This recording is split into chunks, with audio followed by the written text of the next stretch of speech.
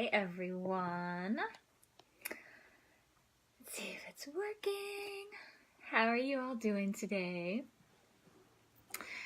I wanted to get live today to talk about what has emerged for me from the depths of Scorpio season that we're still in. And I think some of you may be able to relate to this. So in the last video that I did with you on the new moon, I mentioned that I love Scorpio season because it gets me really deep. Hi guys, I can kind of see who's watching, but I'm not sure who you are. I think it's Sarah. Hi Sarah. Hi guys, good morning.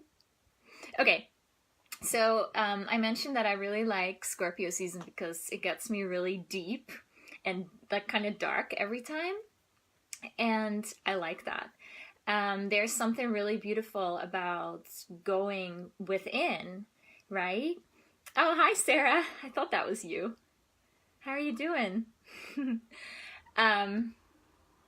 There's something really beautiful about going within and becoming aware of how you're reacting to things, or how you're aware of yourself, even how you're holding yourself back or sabotaging yourself, right?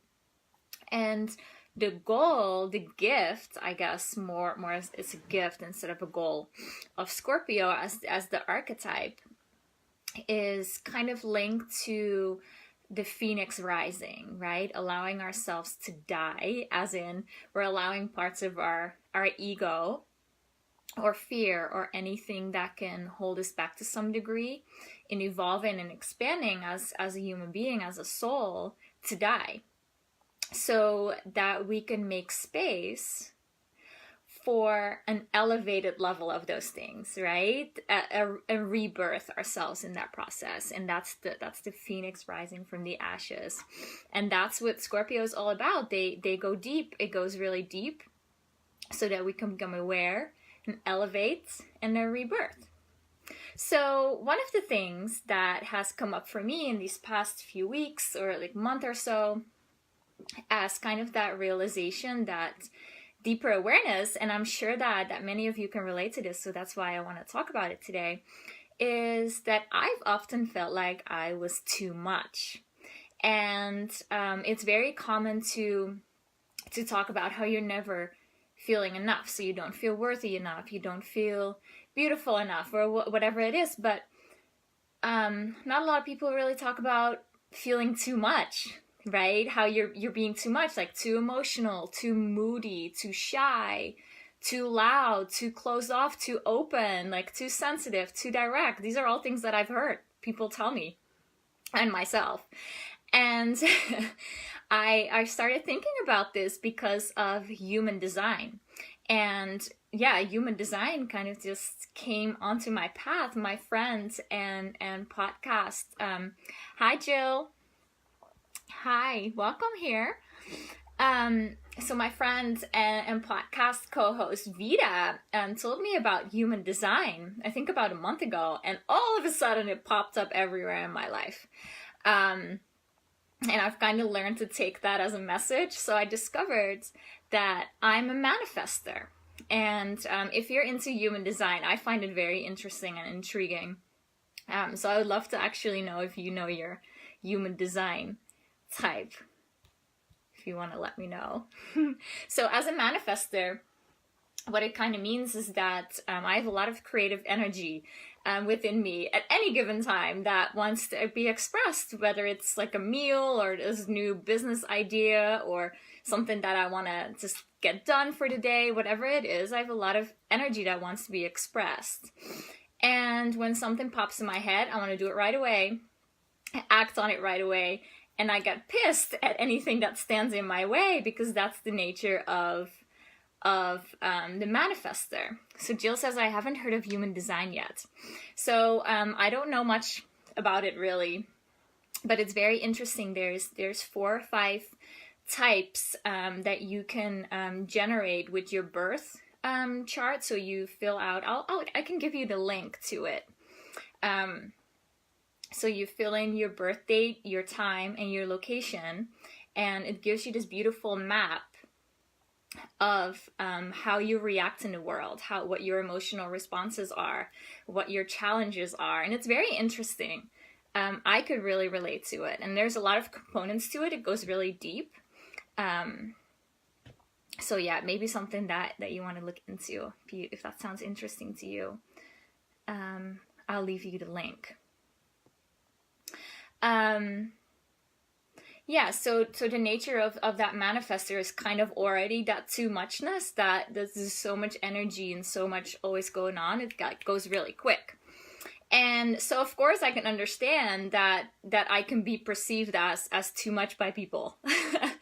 Jill says, I would love to see the link. I'll leave you the link. Yeah, when I'm done, I'll type it in as a reply to your comment.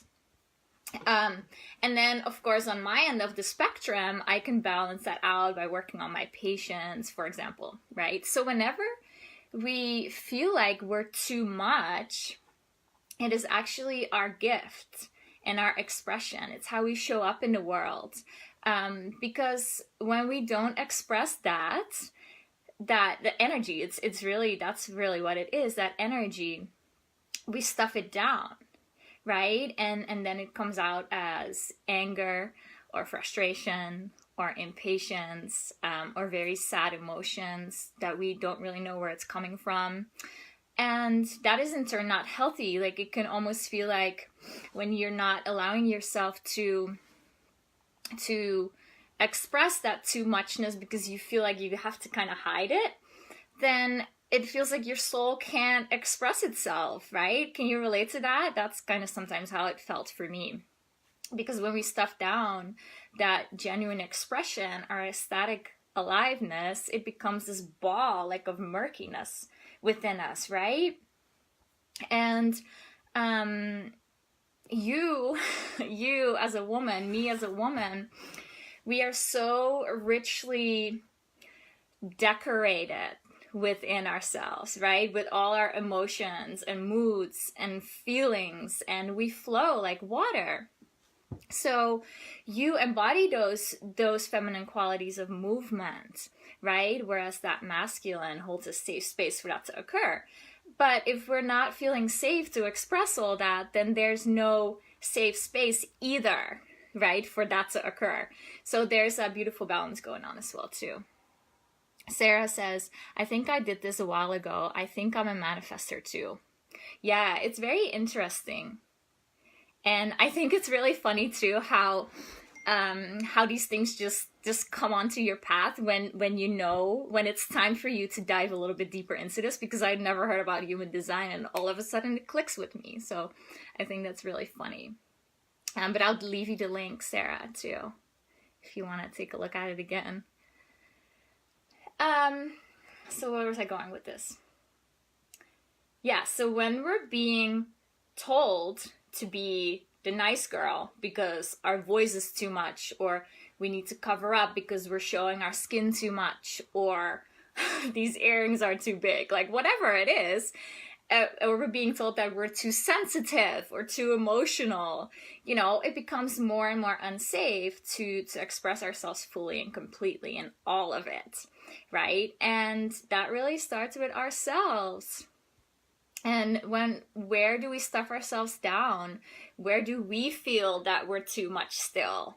Like, if you can relate to any of this, I invite you to really look at that deeper, because that's your creative expression that wants to come out, and that's your gift. Your too muchness is ultimately your gift, and how you show up in the world, and how you create, how you love yourself. So what I'm showing you here with this video is that that there are ways or discoveries that you can make that will show you why you act a certain way, or why you are doing things a certain way, why you feel a certain way. So there's nothing wrong with whatever you are, because each and every one of us has that beautiful, unique makeup of the divine, right? That perfect energy. So when I am feeling too much, or when you're feeling like you're being too much, or someone's telling you you're being too much, where does that hit you? And how can you turn that into something beautiful? How can you turn that into something that wants to be expressed through you? Maybe you need to dance it out. Maybe you need to go for a run. Maybe you want to make a painting or write something or write a poem or express your feelings with someone about it that allow you for a deeper intimacy with that person. Whatever it is, there's like a little message for you there. So that's what I wanted to share with you today. And Sarah says, I'll go back to it for sure. Always nice to revisit things as I shift internally. Yes, yeah. And it's funny that maybe you've already done this before, and then when you look at it again, you get so much deeper insights that maybe it will really help you further. Okay, yeah, so I'm really curious if you're experiencing anything with Scorpio season, or, you know, Jill says, your words today are exactly what I needed to hear, in tears. Oh, I love you. Yes, yeah, this is, yeah, it's very true for me as well, that it's okay. Yeah, I'm sending you many, many blessings, love. Yes, okay, I think that's all I had. One of the ways that really helped me to be okay with being too much is like a deeper self-love and just embracing myself, right? Like, it's okay to be too emotional. It's okay to feel everything so much, right? Hi, Kristen. Oh, you're welcome, Jill.